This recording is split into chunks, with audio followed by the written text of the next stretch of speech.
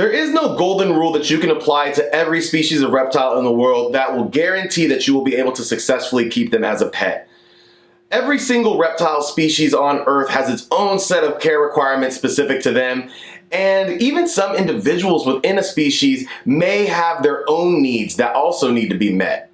But there are a few basic guidelines that you can follow that will at least help you get off on the right foot. In this video, I'm going to explain what some of those guidelines are. My name's Pierce LaValle, this is Pierce's Planet, stick around.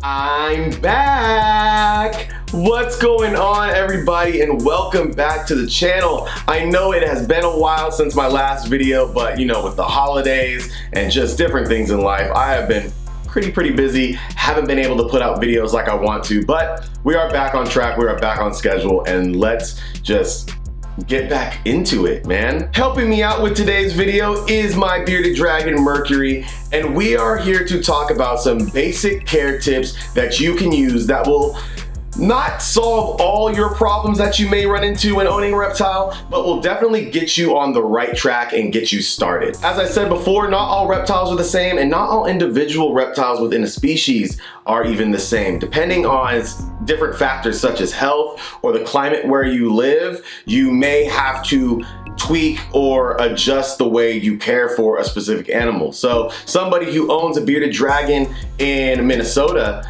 might care for their bearded dragon differently than somebody who owns one in Texas. So there's a lot of different factors that factor into it. So now that we got all that out the way, let's just jump right into the list. Coming in at number 5, keep them clean. Now, I feel like this is actually something that gets overlooked, and this is actually one that I struggle with a lot. Spot cleaning your reptiles is very important. And what I mean by spot cleaning is when your reptile poops, don't just let it sit in the cage for weeks at a time. Pick it up as soon as you can, because a lot of times bacteria can start to build up in there and it could cause a lot of health problems for your reptile if left unchecked and if you don't clean it up. Now, I say that even I struggle with this because I'm not gonna lie to you guys. I'm a lazy dude. Got a medical condition called laziness. When I'm tired or if I don't feel like doing something, like it takes a lot for me to get started on something. So there are times where I'll see a poop in a cage and I really won't want to clean it and I might leave it there for a day. Now, is leaving a poop in a cage overnight going to kill your animal? Probably not. But one poop can turn into 2 poops, can turn into 3 poops. Next thing you know, the entire cage is just covered in poop and Mercury's disappeared on me. All right, buddy, whatever, do whatever you want. And you guys get the drift. I mean, eventually you let that one poop go and it just snowballs, and pretty soon you just have a filthy enclosure. Take it from me, trust me, I've done it before, I've been there. But as I said before, if you don't spot clean, then there's a potential that you can cause your animal health risks, and nobody wants that. Nobody wants to spend, you know, $200 on a vet bill for something that they could have avoided if they just would have picked up a poop. On top of spot cleaning, obviously you're gonna want to do some deep cleans once to twice a month, and this rule applies for pretty much all reptiles. Now, some reptiles poop more than others, but in just a general overview kind of way, yes, when you see a poop, clean it up and deep clean it, you know, as frequently as you possibly can without tiring yourself out too much. And I get it, cleaning up poop is not fun, but think of it on the bright side. Cleaning up a small snake or lizard poop is a lot better than going out in your backyard and having to scoop up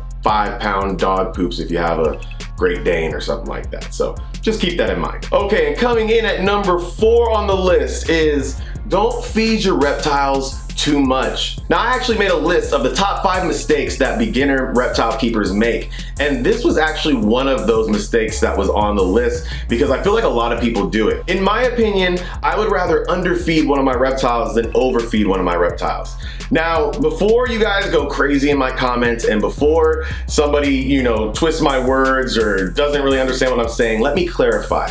I'm not saying that you should starve your animal. you definitely shouldn't do that. All I'm saying is that it's easier to get an animal that's underweight to its weight than it is to get an animal that's overweight back down to its weight, if that makes any sense. Not to mention that if you overfeed a reptile and that if it gets overweight, there are so many different health problems that can arise from that you just don't want to deal with. Obviously, you want to make sure that you are reading care guides and you're actually looking up information on the reptile that you want to get and figuring out how often you should be feeding them. But if worse comes to worse and you're just unsure, I would personally suggest that you feed them less rather than feed them more. In general, reptiles are really hardy animals, and in the wild, majority of reptiles can go weeks, sometimes even months without a meal. A couple days without food for them isn't really going to be super detrimental to their health. But feeding them every day and overdoing it because you're not sure if you're even feeding them enough, that can cause a lot of problems. So in my opinion, this could be a little controversial for some people, but I would say don't feed your reptiles too much.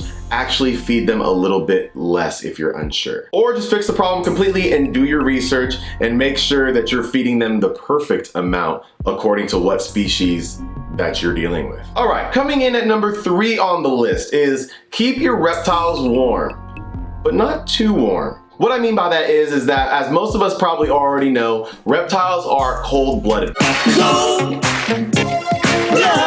They cannot regulate their body temperature. So when they're in captivity, we have the responsibility of doing that for them. So the first thing you want to do is you want to make sure that you're keeping your reptile warm. I don't know too many reptiles that prefer cold temperatures. Now there are some that prefer cooler temperatures, but as a whole, pretty much all reptiles need some sort of heat. With that being said though, it is super easy to overheat your reptiles. So make sure that whatever specific species you are going to own, you look up what temperatures they prefer, because trust me when I say it is really easy to overheat a reptile, and it's actually, in my opinion, easier to overheat a reptile than it is to kill one by keeping it too cool. So just keep that in mind. Reptiles, they do need some sort of heat, whether it's a heat pad or a heat lamp, but you don't want to overheat them because you could cause some serious injury or even kill them if you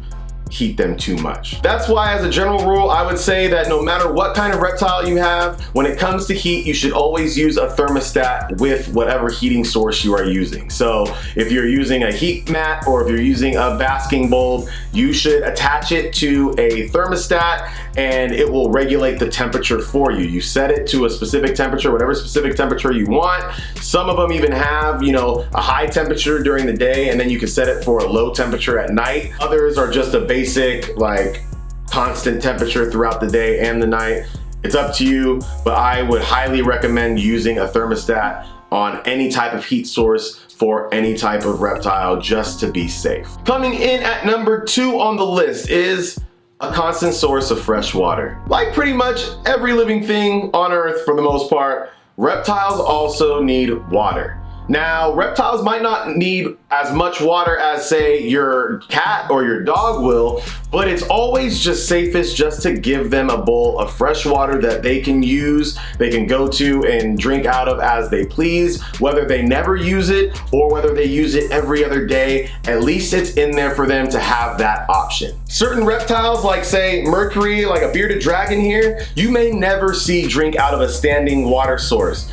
But I still have that option in there in case he ever does get too thirsty and wants to take a drink. And just as kind of like a little footnote, I kind of want to just like highlight like humidity as well, because you can kind of add humidity into this category as well. Humidity is very important, and humidity requirements vary in between different species of reptiles. But as long as you're offering a fresh bowl of water to your reptile, that's always a good start. One of the number 1 ways that new beginners kill their pet reptiles is by dehydration. There are a lot of different species of reptiles that get dehydrated quickly. So offering a fresh bowl of water every day is very, very key to success in keeping reptiles. And I know I can ramble on and I repeat the same points over and over again, but we finally made it to the end. We are down to number one on the list. Bigger is always better. What do I mean by that?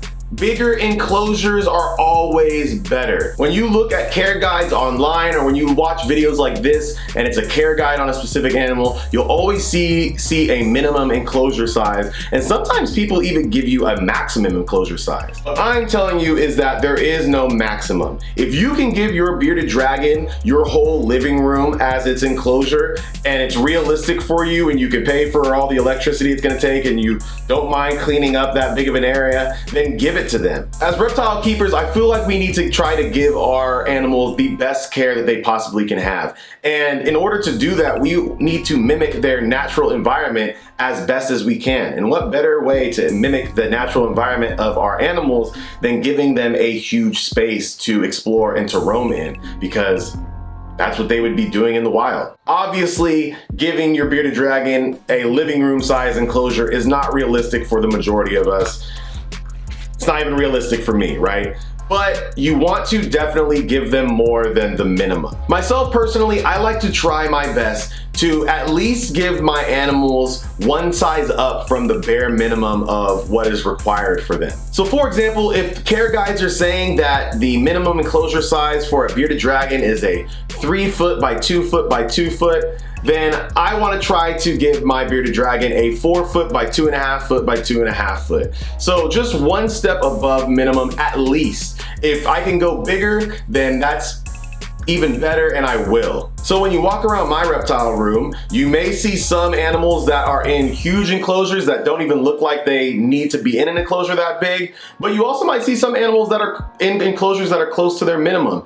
But always remember that when you have the opportunity to upgrade them, that you try your best to actually upgrade them, because it's just more enrichment for them. It's healthier for them. Now I get it. Enclosures are pricey, and you may not be able to afford just a giant enclosure for your reptile, or maybe you just don't have the space for it.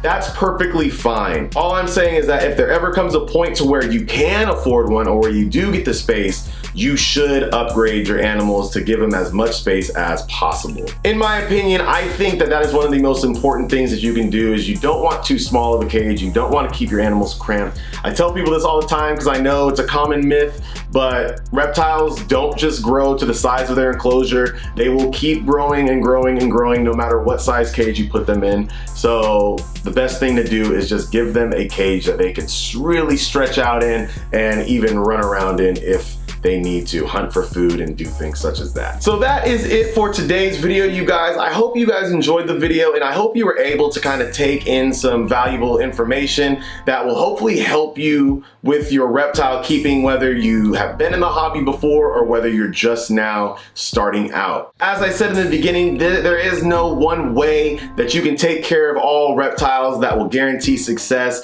but if you follow these basic guidelines, you'll at least get off on the right track, and then you can go from there. With all that being said, I am so happy to be back and to be making videos. I'm gonna try not to go MIA for that long again, but there was just some stuff that I needed to get done, and it's about to be a new year, baby. Actually, by the time this video drops, we probably will be in the new year. So happy new year to everybody, and I hope this year is full of prosperity for you all. So until next time, everybody, my name is Pierce LaValle. I am with my bearded dragon Mercury, who is a pain in my butt, by the way. We are in Pierce's planet, and remember, it's all about the reps, baby. Happy New Year to you all. I will see you next year. Peace.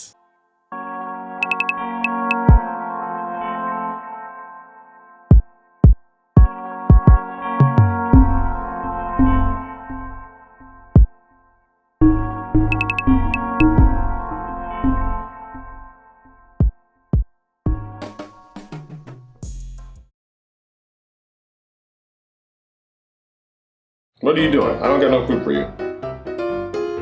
You licking me? To a healthy weight than it is to get what you just want to do whatever you want, huh? Now what are you doing? What the hell?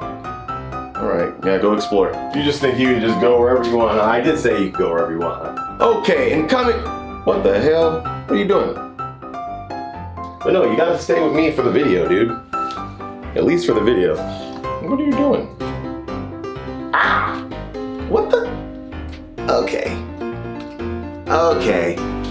Really? Are you puffing up at me? What are you doing? You puffing at me?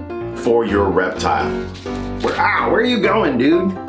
Yeah, you just ran into a glass. God damn it. Dude, it's a new hat. All right.